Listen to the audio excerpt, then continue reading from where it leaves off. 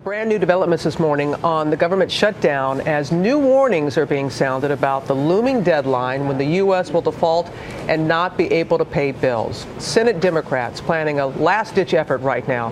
ABC's Jonathan Karl is live there for us at the White House. Good morning, John. Good morning, Robin. As the shutdown enters its second week with no end in sight, Senate Democrats are moving forward with their plan to prevent a national default. That sets up a showdown with even higher stakes for our economy. This morning, the Social Security Administration is warning that in just 9 days, it will no longer be able to guarantee checks will go out to millions of seniors unless Congress acts to raise the amount of money the government can borrow.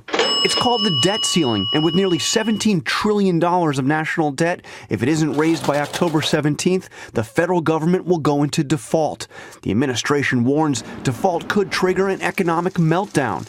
President Obama is adamant that Congress must raise the debt ceiling without any conditions or negotiations. We're not going to negotiate under the threat of economic catastrophe that economists and CEOs increasingly warn would result if Congress chose to default on America's obligations. But Speaker of the House John Boehner says there must be negotiations. The Republicans will only agree to raise the debt ceiling if the president agrees to spending cuts. Asked about the impasse, Press Secretary Jay Carney attempted a joke. If the Speaker of the House sticks to that position, are we going into default?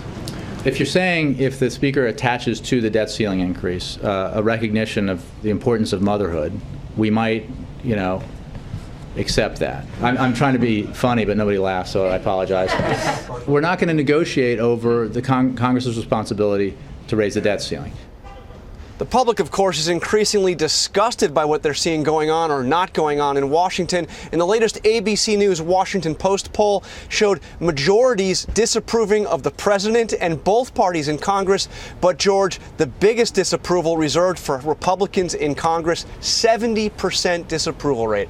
Climbing in the last week. Okay, John, thanks very much. That is The View from Washington.